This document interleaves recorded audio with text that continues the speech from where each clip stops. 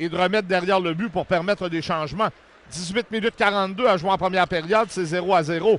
Mauvaise passe en direction de l'Heureux qui est récupéré par Cam Thompson et le but! Marqué par Julien Belland. Ben, M. Thompson, ça n'a pas été long. Son premier point cette saison, à sa première présence sur la patinoire, c'est 1-0, l'Océanique. Oui, belle percée en territoire offensif. Michel, l'Océanique qui s'amène dans le territoire des Mooseheads. On parvient à repérer le numéro 64, Julien Belland. C'est Cam Thompson qui le fait et qui permet donc à Belland de marquer. Belland qui s'était glissé là, entre les deux défenseurs des Mooseheads pendant la contre-attaque. Et belle passe. Pour l'empêcher de passer. Bon travail de Wynot pour garder la rondelle dans le territoire d'Océanique. Un tir en angle. Robert a bloqué, a donné un retour et le but qui est marqué sur celui-ci par Logan Crosby. Oui, on a mal couvert, là, Michel, le joueur devant le filet. On a joué... On dit souvent qu'il faut jouer le physique et non la rondelle. Là-dessus, on a joué le physique, mais on a oublié le bâton du joueur des Mooseheads, Logan Crosby, qui a pu manœuvrer et placer la rondelle entre les jambières de Gabriel Robert. Ce dernier, j'ai bien l'impression, le cherchait où était la rondelle libre. Et finalement, il s'est retrouvé derrière lui. Un nom qu'on a entendu à quelques reprises ici par l'annonceur maison. Oui, c'est pas le même, mais oui. Je pense qu'Alain Fortin va être capable de le nommer. Logan. Aguilar doit faire vite pour devancer Fournier. Et Fournier enlève la rondelle à Aguilar. Contrôle, cherche un coéquipier. Le but facile marqué par L'Heureux.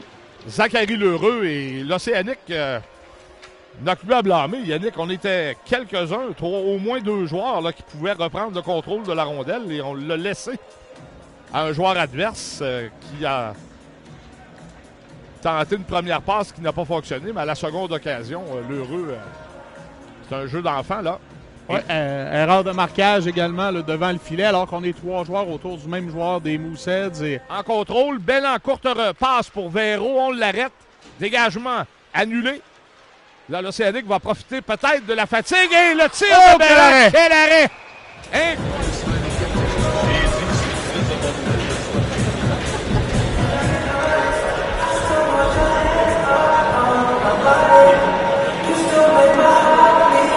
Rate à la droite de Robert, Coursol et Lawrence bataille. Et c'est Lawrence qui gagne l'épreuve de force, si on veut, et le but qui est marqué ensuite après le poteau touché par Lawrence. Le retour s'est peut-être rendu à un de ses coéquipiers ou a touché Robert derrière la jambe. Je suis pas certain, là, c'est à l'autre bout de la patinoire. Quoi qu'il en soit, les Mooseheads en enfilent un troisième sans riposte après avoir vu l'Océanique prendre les devants. C'est 3-1, 18-56 à jouer en deuxième période. On va tenter de voir sur la reprise. De la manière que ça s'est fait, j'ai bien l'impression que la rondelle a probablement touché Robert, Michel. La rondelle, c'est Belland, l'auteur du seul but de l'Océanique jusqu'ici. Belland, la passe pour un coéquipier. Le but qui est marqué et on va accorder le filet. Sûrement, Yannick. Oui. Ça a dévié sur Maël Saint-Denis qui sera crédité du but, mais n'a vraiment fait aucun mouvement avec son patin. Là, il était surveillé de près. Alors, l'Océanique se retrouve 1-2 en avantage numérique entreprise Matrix et atteint un objectif très certainement, c'était de marquer le 5e but du match alors qu'il tirait de l'arrière 3-1. À 12-23, donc en avantage numérique, l'Océanique va réduire l'écart à un seul but. Passe soulevée et déviation pour Liam Jacques. Jacques qui est plaqué, mais ça va donner un 2 contre 1.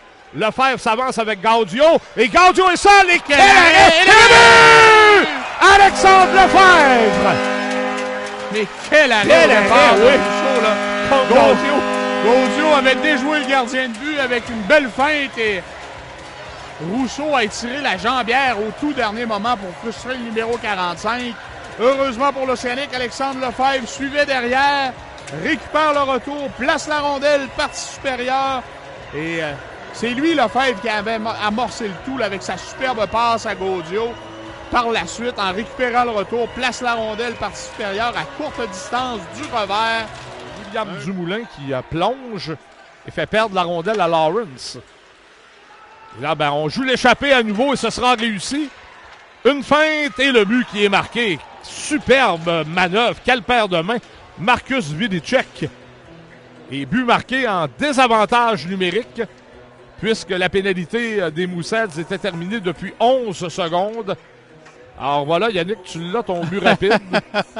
À 1,54, les Mooseheads donc qui reprennent les devants dans le match en troisième période, en désavantage numérique, en échappé, à coucher le gardien de but, là, le numéro 6, Vidicek, qui a couché le gardien de but Robert et qui place la rondelle partie. Dumoulin de l'Enclave n'a pas eu confiance en son lancer du revers, a voulu ramener sur son coup droit.